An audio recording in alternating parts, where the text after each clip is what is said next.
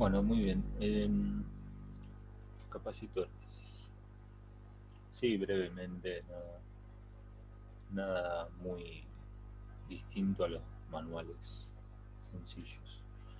Básicamente los capacitores son dos placas enfrentadas, ¿m?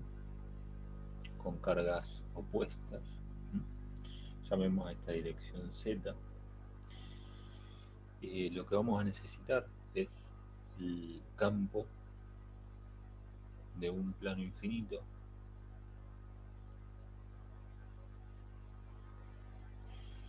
Eh, yo se los luego búsquenlo o háganlo de ejercicio. Eh, Básicamente ustedes tienen un campo así, con una... Esto es infinito, ¿no? Yo lo dibujo finito, pero es infinito, con una densidad sigma. Y esta es la dirección Z. De acá para arriba positivo, de acá para abajo negativo. El campo de un plano infinito es sigma sobre 2 epsilon 0 signo de Z, Z al 0. O también se puede escribir, si yo escribo como, si escribo, en vez de escribir, piensen que Q es sigma por A, así que yo en vez de escribir sigma, puedo escribir Q sobre A. Esto me da Q sobre 2A epsilon 0 por el signo Z. El signo de Z es una función para decir que simplemente vale 1 si Z es positivo y menos 1 si Z es negativo. O sea, cuando Z es positivo, esto vale 1 y el campo apunta en Z. Es un campo así. Y cuando Z es negativo, el campo es menos 1 y es al revés. Es así. Bien. Entonces, esto de ejercicio, consúltenlo. Si no entienden la explicación, lo encuentran por ahí, o la que piensen ustedes. Bien. Bueno, acá lo que hay que hacer es superponer dos campos, ¿sí? Que tienen las mismas cargas. Entonces, esto, fíjense, es intuitivo. Eh, Miren esta ecuación. Acá el campo de esta placa es arriba de la placa así y abajo de la placa así. Y acá también, ¿no? Porque no le importa que esté esta placa, vale el principio de superposición. Pero el campo de esta placa lleva un signo menos, así que es al revés de de lo que es el otro. Digamos, el de esta placa por debajo, yo voy a borrar un par de flechas, así se ve bien.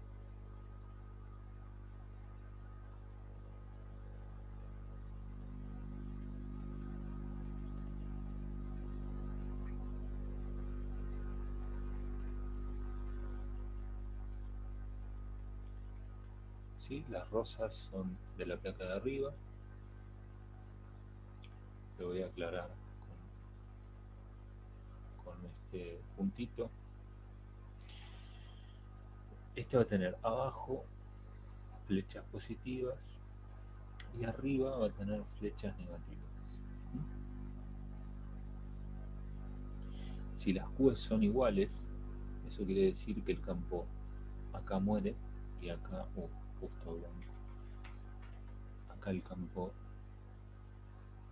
0 y acá el campo 0. En conclusión, me termina quedando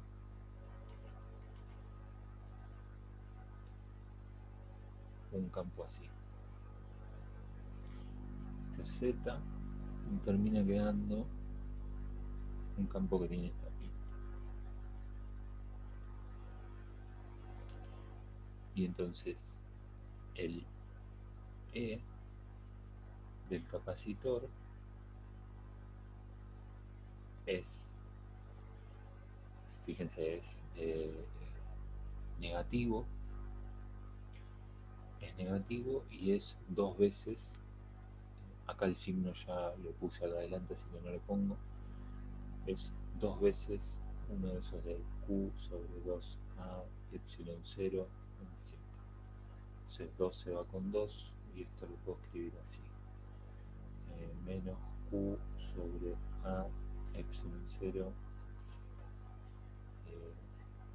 Entre las placas. Afuera es 0. O sea, si quieren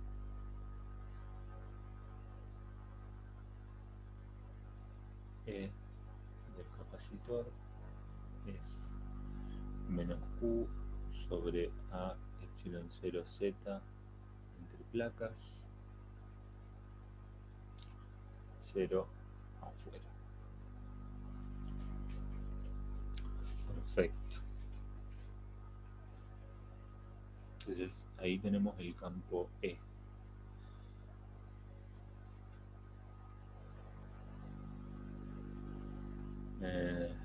Sí, ok.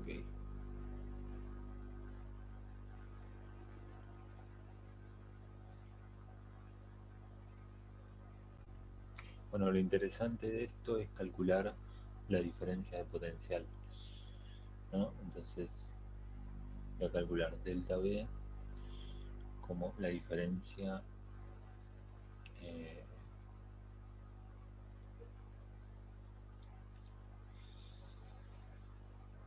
a ver cuál es la manera más rápida de hacer esto. Eh, bueno, fíjense, delta B, o sea, la diferencia de potencial entre la placa superior y la placa inferior es hacer menos la integral de el camino, ¿sí? De el camino eh, seamos consistentes con con la definición que escribimos antes. Fíjense que, bueno, acá debería estar eh, menos b en el origen, que se suele tomar como 0, ¿no? Entonces, fíjense, b acá va arriba y a acá va abajo. Entonces, este sería, acá iría la parte superior y acá la parte inferior. Entonces, el camino acá es así, ¿sí? De inferior a superior. Y lo que yo tengo que integrar es E por ese camino. Esto es muy trivial, ¿sí? De L de Z, en Z versor. Eh, bueno, y acá algo que no dije, pero lo digo ahora. Supongamos que las placas están separadas una distancia d.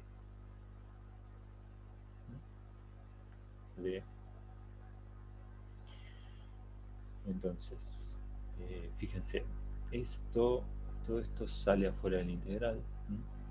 Q sobre A epsilon 0. Este z se fue con este z y acá me quedó la integral del camino diferencial de z. Esto me da d. ¿Sí? Entonces, delta b es igual a q sobre 2a epsilon 0 por b. Bueno, y fíjense que acá lo interesante es que se ve es que delta b es proporcional a q y la constante de proporcionalidad se define, se define C igual a Q sobre delta B, y esto es, si yo acá paso esto dividiendo y esto lo paso para allá, acá hay un 2 que, este 2 no está, perdón, este 2 no está. Paso esto para allá y esto para allá, y delta B dividiendo, no, Q lo dejo acá, perdón, delta B dividiendo, esto dividiendo, y me queda a epsilon 0 sobre D.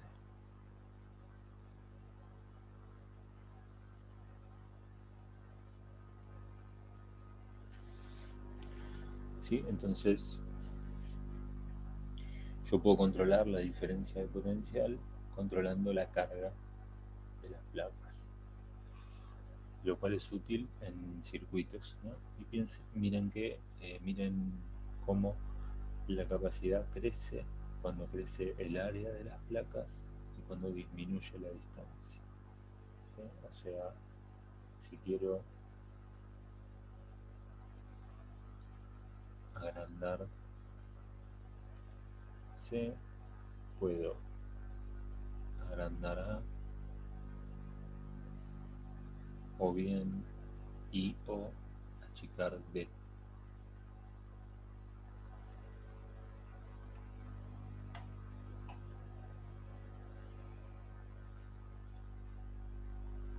Bueno, al mejunje de unidades que surge de mezclar A, epsilon 0 y D,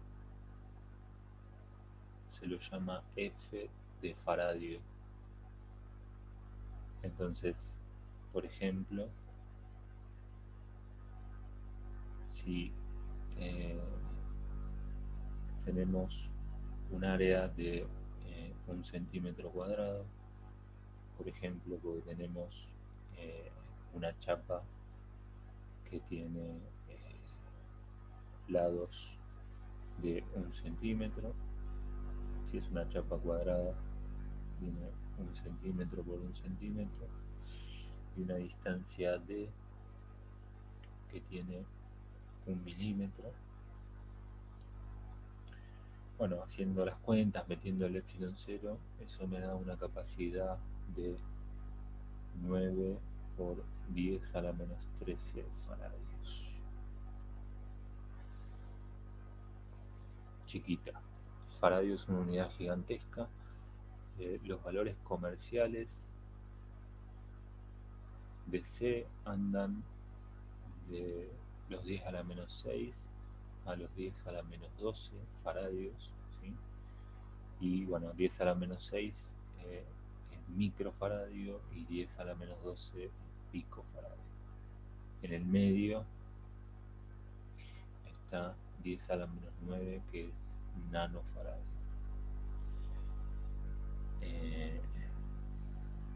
Bien, esto por supuesto es aproximado, ¿no? Fíjense que yo usé el campo de un plano infinito, y acá estoy usando placas de 1 centímetro por 1 centímetro.